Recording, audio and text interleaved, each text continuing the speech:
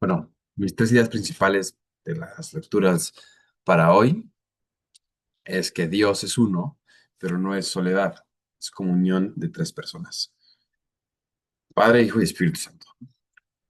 Y mi segunda idea principal es que la Trinidad se revela plenamente en Jesucristo.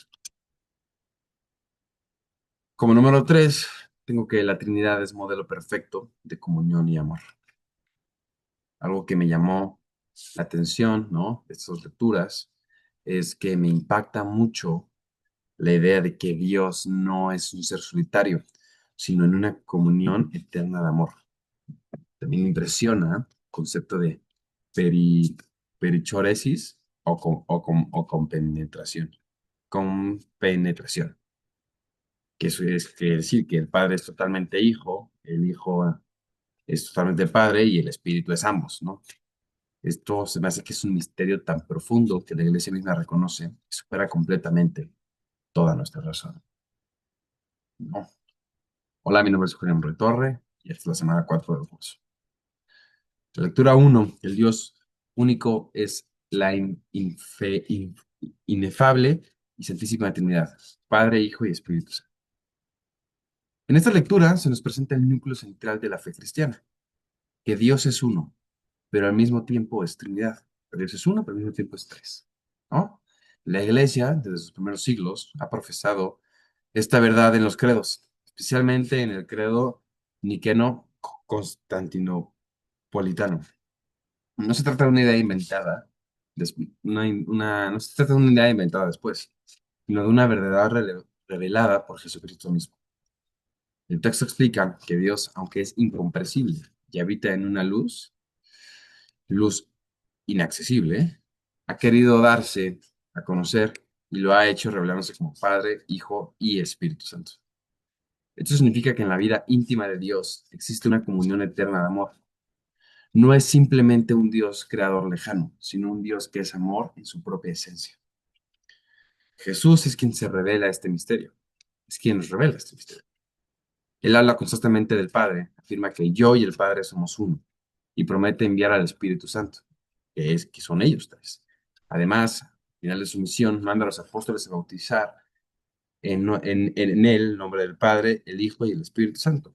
Esto demuestra que toda la vida cristiana comienza entrando en esta comunión trinitaria. O sea, esto siempre se va a basar en los tres, que los tres son el mismo, a pesar de que sean tres, ¿no? La lectura también explica cómo esta verdad fue defendida y clasificada, fue defendida y clarificada, perdón, en los primeros concilios, especialmente en Nicea y Constantinopla, frente a herejías que intentaban negar la divinidad de Cristo o del Espíritu Santo. Gracias a estos concilios, la Iglesia pudo expresar con claridad que Dios es uno en naturaleza y trino en tres personas. Finalmente se destaca que el Antiguo Testamento preparó esa revelación, pero es en el Nuevo Testamento donde se manifiesta plenamente la frase de Dios es amor. Se convierte en clave para entender esta frase, ¿no? Dios es amor, se convierte en la clave para entender quién es Dios en sí mismo, una comunión eterna de amor. La lectura 2: tres personas distintas y un solo Dios verdadero. Entonces, esta segunda lectura profundiza aún más en el misterio.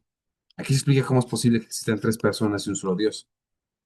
La Iglesia utiliza el concepto de persona para referirse a cada una de las realidades divinas, pero aclara que no son tres naturalezas distintas, sino una sola naturaleza que divina compartida plenamente. Ok, o sea, quiere decir que somos tres, pero en una sola naturaleza, un solo ser. Lo más interesante es que las personas se distinguen únicamente por sus relaciones. El Padre es Padre porque engendra al Hijo, el Hijo es Hijo porque es engendrado por el Padre, y el Espíritu Santo, que es puede decir que es la tercera persona, procede como un vínculo de amor entre ambos. Estas relaciones no dividen a Dios, sino que constituyen su misma vida interna. Los concilios y los teólogos explicaron que Dios todo es uno, excepto donde hay oposiciones de relación. Esto significa que la distinción no rompe la unidad. Además, se introduce el concepto de perichoresis, que describe cómo las tres personas están totalmente una en la otra, en comunión perfecta, sin división y sin separación. La lectura también conecta con este misterio con la vida humana. El Concilio Vaticano II decía que el ser humano solo encuentra su plenitud en la entrega sincera a los demás, porque fue creado a imagen de un Dios que es comunión. Esto quiere decir que la Trinidad no solo es un mismo teórico, un misterio teórico, sino un modelo de vida. Finalmente, el texto termina con una alabanza litúrgica, reconociendo que este misterio supera nuestra mente. Ante la grandeza de la Trinidad, lo único que podemos hacerla, lo único que podemos hacer hacia esta enorme grandeza que es la Trinidad, Dios Padre y Espíritu Santo, es adorar.